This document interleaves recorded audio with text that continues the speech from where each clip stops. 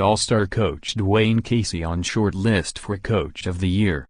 Had life taken a different turn, Toronto Raptors coach Dwane Casey might be a hospital or health insurance executive.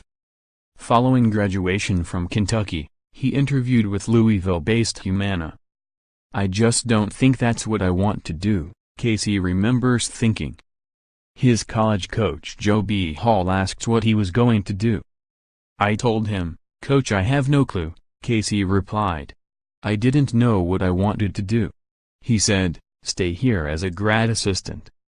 That's what Casey did, and after a long journey that has taken him around the world, he found a home in Toronto where he has the Raptors atop the Eastern Conference at 40-16. In his 7th season with the Raptors, he owns the best winning percentage in team history, .566, and just won his 301st game with Toronto.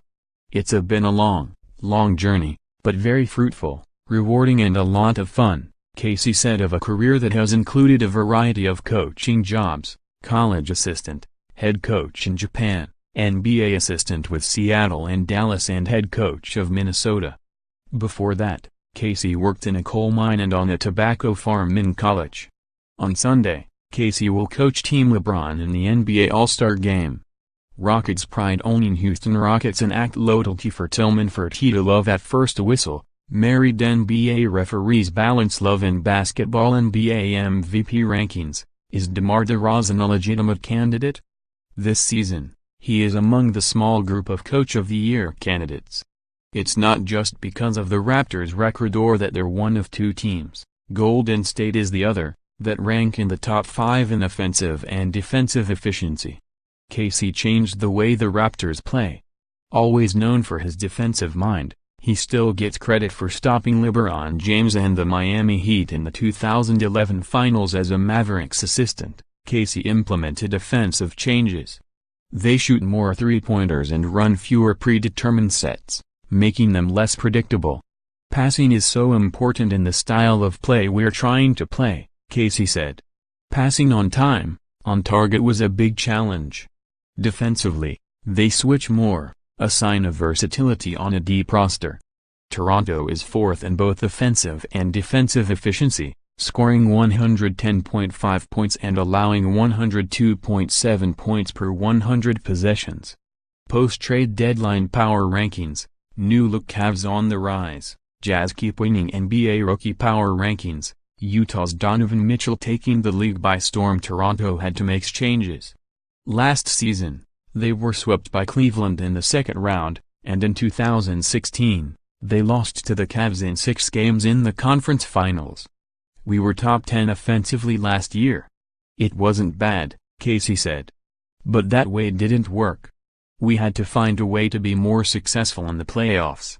The front office, led by President of Basketball Operations Masai Ujiri, had another mandate. Win with All-Stars DeMar DeRozan and Kyle Lowry and veterans Jonas Valanciunas and CJ Miles while developing young players. "One of the hardest things to do in any sport is win and develop at the same time," Casey said.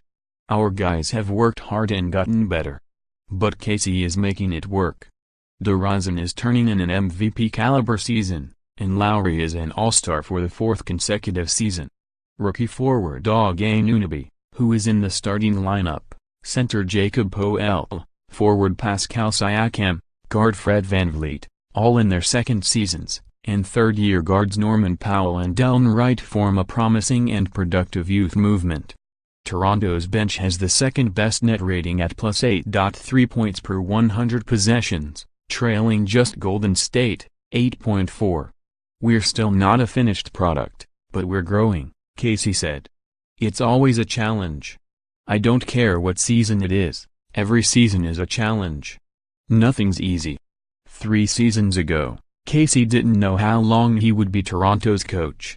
"You never know because you're at the mercy of general manager and president," Casey said. But Masai has been upfront and honest.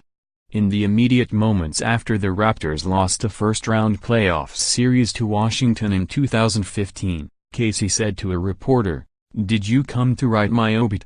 Casey was on the hot seat, and he was again in 2016. But Ujiri wasn't interested in making a coaching change. Ujiri likes the way Casey communicates with veterans and younger players and is confident in Casey's ability to grow as a coach. Sometimes, the coach you know is better than the coach you don't. When the time comes and Casey is no longer the coach of the Raptors, which is inevitable, Casey said he will shake his hand and say thank you. But before that day arrives, Casey is trying to get the Raptors back to the conference finals with a chance to play in the finals for the first time in franchise history. Follow USA Today Sports' Jeff Zildjian on Twitter.